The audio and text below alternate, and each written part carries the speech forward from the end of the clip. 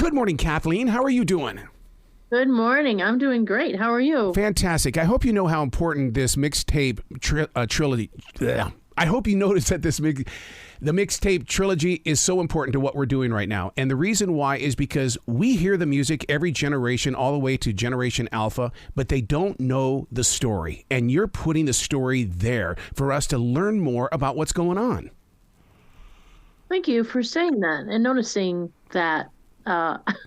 We tried to choose a wide variety of music, different genres, definitely across a wide span of time.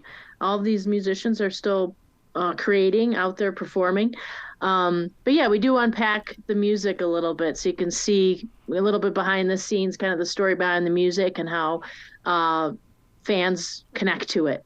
Well, one of the biggest connections that we've had in all these years, it goes beyond country music, but rather it was hip hop, and it spoke a language to all races. I mean, we all took it in, and we all learned about other communities and other regions of this nation. Yeah, I do remember when I first started listening to hip hop. It was mostly through some films, Spike Lee films, right, and a little bit more before that too. But I don't know that I appreciate so much how universal it is, how it's just spread all over the world, and all these artists are taking the form and doing their own thing with it. Until I started working on this film, I was reading about it. There's some great books about hip hop music that kind of explain the context of it in terms of, I don't know, world music history. It's such an influential art form. I love the title of it, Mixtape, because my generation especially, we understand what mixtapes are because we used our tapes to basically share our emotions with our friends. Hey, here's my mixtape. Here's what's going on. And I used to do rock and roll love letters with music and stuff. And, because if you wanted to say something special to a girl, put it on the tape. Yeah, that is so true. Because you didn't have any other language, really. I didn't have those kind of skills to try to communicate with somebody else. So a piece of music goes a long way, and it has so much emotion in it. If you really are putting together a mixtape and you're trying to make that kind of an overture for a romantic relationship, I can't think of a better way to do it than with music. I mean, that's why people fell in love listening to Frank Sinatra. Yeah. I mean, it's just, there's something in there that, the words can't express. Well, when you bring up Frank Sinatra and things like this, I mean, even these brand new movies, the opening scenes will have a Sinatra song. And I'm going, who are they trying to reach here? Everybody. And that's what's great about music. Yeah, it's so true. I know, I think about that too sometimes. Like, God, this song is like decades old and it's still, thought of as the go-to for, like you're saying, a romantic, story. Yeah. There are so many different levels of putting Mixtape, the trilogy, together. I mean, from the research, the idea. Now we've got to go in and we've got to do post-production and then basically to sell the idea. What part of the level did you find the learning process that you found something new about you and about how to grow music forward? Ooh, that's a really great question. I guess filmmaking is such a collaborative process. Yeah. It starts with an idea, and it's great. A lot of us have ideas about what would make a good film, but putting the resources together to actually make it, you have to have the financial resources, of course, but the talent that knows how to put something together. And I am lucky because I work with all these filmmakers who, I've worked on a lot of music docs, and the collaboration is what makes it better. I mean, there's tension, sometimes little, arguments. All of that energy makes the end product better. And that was probably the biggest thing that I learned, if I'm answering your question correctly, about through the course of this filmmaking, was just in the post-production process in particular, when you really have to sit down and look at what you have and figure out how it's going to be cut together to tell a coherent story. I learned a lot in that. process. I'm totally with you on the collaboration. And I remember studying Julia Cameron's The Artist Way at Work, where you could have 9 people around a table and all 9 of those people have an idea. Make it work. And that really opened up my eyes as to, when you surround yourself with other creative people, listen. That seems to be a tool. Yes, and that's a great book that you're mentioning too. Goodness, yeah, listening. Yeah, and also just, sometimes your ego has to kind of push things through, and then there are times when you have to pull back. And that's not, somebody has to be there, for example, when you're going to be filming this interview and organize everybody and ask the questions and make sure the subject feels comfortable. I mean, somebody has to kind of be in charge there, right? And then there's other times when you're working on a film when you kind of have to step back and let, particularly the editor, and we have a great one on this, Pete Lynch is brilliant. He put things in this film that I never thought of.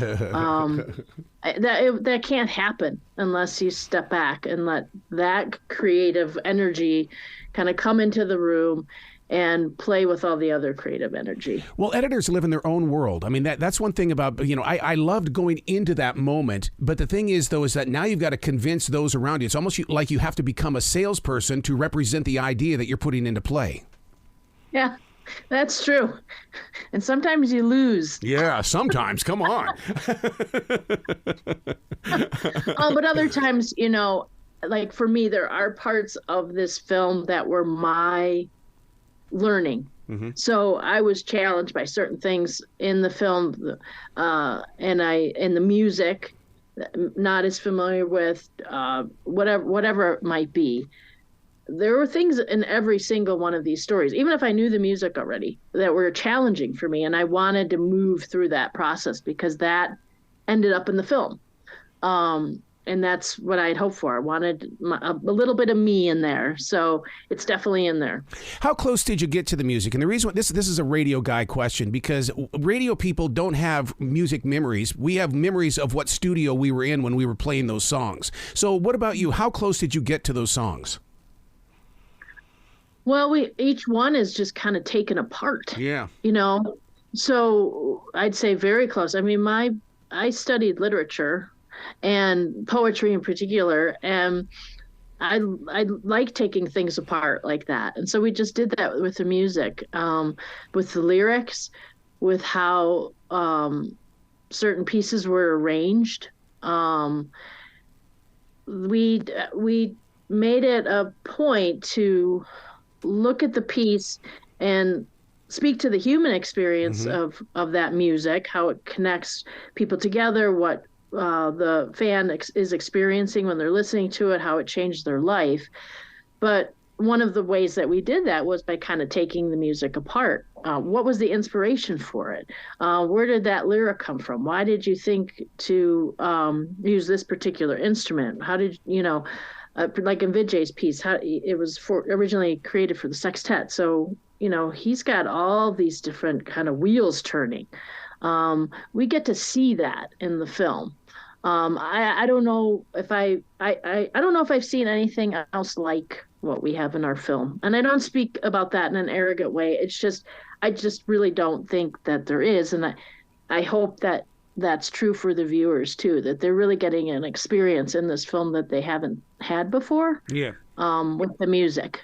Well, yeah. What draws us in is that you actually put us in the front row. That's how I felt. It's like, wow, I'm sitting right here and I'm learning something. Oh, now I like this music even more because I've heard the story. I mean, it just keeps growing. Oh, that's really great to hear. I'm really happy to hear that. Front row. Okay. Yeah. Who doesn't want to sit in the front row? Absolutely. To do this, you had to do the interviews. But so often these creative people don't want you to know their interpretation. Did you hit that wall at all in the way of going, no, really, tell me what's going on? Well, what do you feel from it? No, it's not about me, how I felt. Where did you get this? Yeah. Well, that definitely was a consideration. Musicians, not all of them want to speak about the process because it's mysterious and kind of magical. And there's something that can be taken away in a sense by breaking things down too much, right? And I really was trying to be careful of that. If you break something down too much into all of its little pieces and parts and try to understand it, then you've kind of lost the magic of it.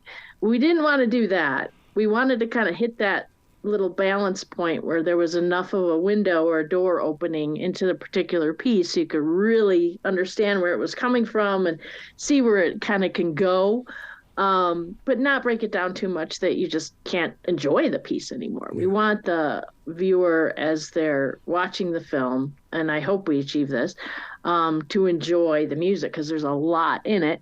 And, we spent a fair amount of our resources making sure that we could have all that music in there so that the film would be filled with it for the audience.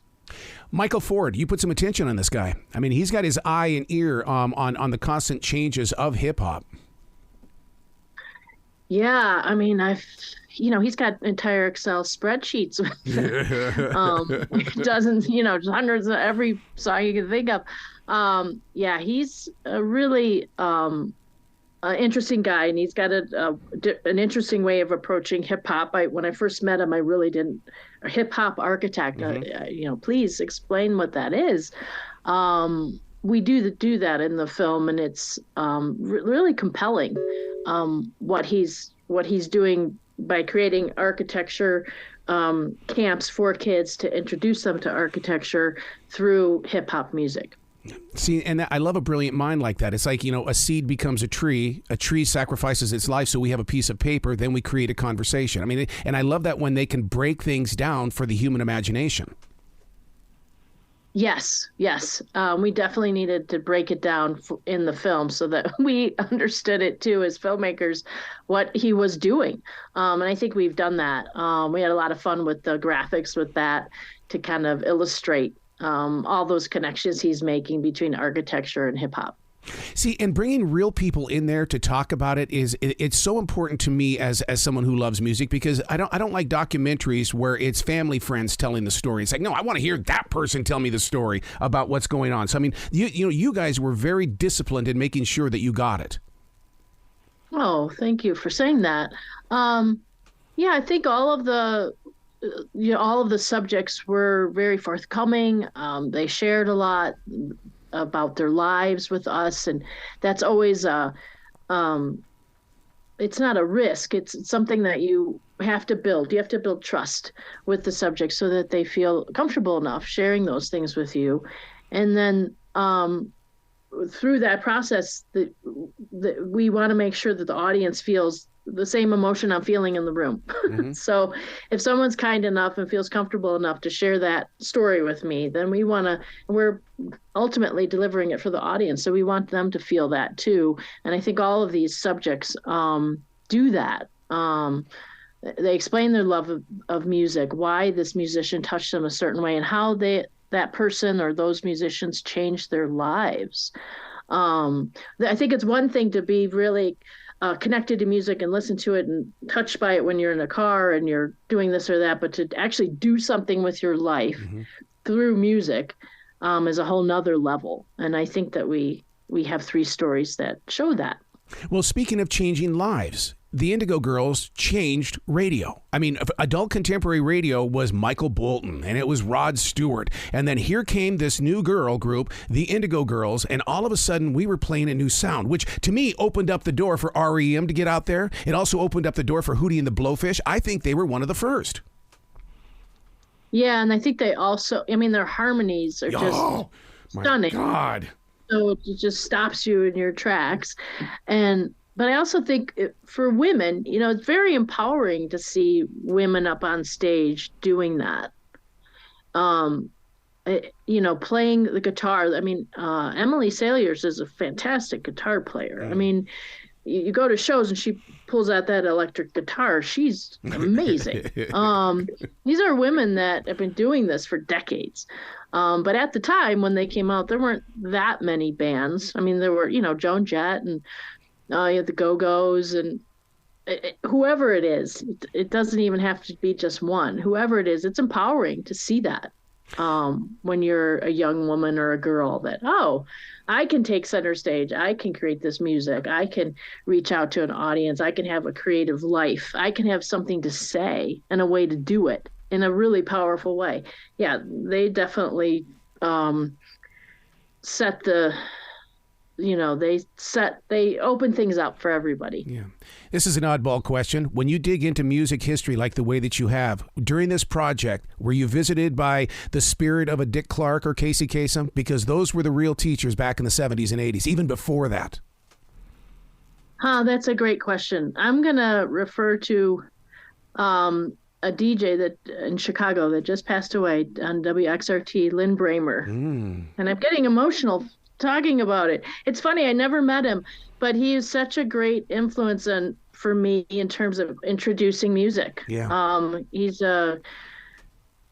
just had such eclectic tastes, and he was playing, Talking Heads, and he was playing U2, and he was interviewing them, at the very beginning, and just a great tastemaker, but he was also a storyteller, and had a real like he was a philosopher, about music. I would say he was probably the one that he shaped a lot of my musical taste. Yeah. Well, you say it inside the documentary that music is an outlet. It's a valve stem on a car tire. And that I never even thought about that. It's like, because they can't hold it in. So many artists tell me, they go, look, I got to do what I got to do. And they looked at that lockdown as being that open space where they could explore. Yeah, I think it was there was definitely a silver lining in there for hopefully most of us or all of us. I know it was harder on some people than others. A lot of the artists I read interviews about, even Talib Kweli in our film was talking about this recently. It allowed him to stop being on tour so that he could create. He didn't have to be traveling all over the place. I know that was true of Vijay Iyer too, who's in our film. He travels all over the world. And I don't know how he keeps up that schedule, but every time we would interview him, you could feel that he did a great job for us and had a lot of energy, but he had a lot of other things going on, right? Because they're going from this city to that city, and that's exhausting. Yeah. So yeah, I think that downtime is a great time to kind of check back in with yourself and create. And I think a lot of these artists had an opportunity to do that like they hadn't had in, years. Did you see a change in the artists in the way that when you spoke of studio time versus live music time? Because I truly believe that artists want us to see them live, to experience them live, because that's their soul on that stage. Yes, I would agree with that. Vijay Iyer in particular, I wish we would have gotten this in the film one way or another, but I'll mention it now. He can hear what's going on in the room while he's playing, and he shifts and adjusts how he's playing, what he's going to play based on that. So if he can hear somebody, up in the sixth row, kind of, restless, he's I don't know, he's got just such a keen sense. He will adjust his performance for that audience, person by person. I didn't know that musicians did that. Yeah. I mean, I had a sense that maybe they did something. You got to get the crowd livened up. So you play this or play a ballad because, I understand that. But this was on what Vijay was doing is on a different level. That's part of the performance. I mean, I remember talking with Joe Perry of Aerosmith, and he says, I have to go out there and I have to find out where the echo points are because I'm going to play off that echo point inside that arena. Oh, wow. Yeah, that's fascinating stuff. Yeah. To me, it's the paintbrush to a lot of these artists, and I love getting inside their heads. How did you know when it was like, okay, the interview is over, we're now having a conversation? In other words, when they're sharing the story and not just going through something they've said a million times. Yeah, well, I mean, I tend to probably sometimes ask questions that are a little too complicated. Yep. I mean, I'll be honest. And then I have to kind of break it down, particularly with somebody like Vijay, because he's not only an incredible musician, but he has a brilliant mind. So I wanted to try to meet him on or close to his level. But Indigo Girls they're everything that you hope they would be. Mm-hmm. They're warm and friendly and easygoing, and they made it easy for me. I was actually pretty nervous to interview them because I, listened to them for most of my adult life. And they put me at ease. And we also managed to find a space. It was a recording studio that was, not for professionals, but just anybody that wanted to come in. Out in San Jose area, and I think we created a space for them to feel comfortable because they felt at home. It was like gritty concrete floor with nice. Ratty carpets and stuff, mm-hmm. and it was a musician's working place. I think we managed to find a place for them to feel that comfortable. And I think all of the artists were very generous in their interviews and sharing their thoughts about music, what they think about their fan base, and how they try to connect with them, and the process of creating music. I think they were all very generous about that. Wow. You've got to come back to this show anytime in the future, Kathleen. The door is always going to be open for you. Oh, thank you. That's really kind. Thank you. Will you be brilliant today, okay? You have a great day, too. Thank you.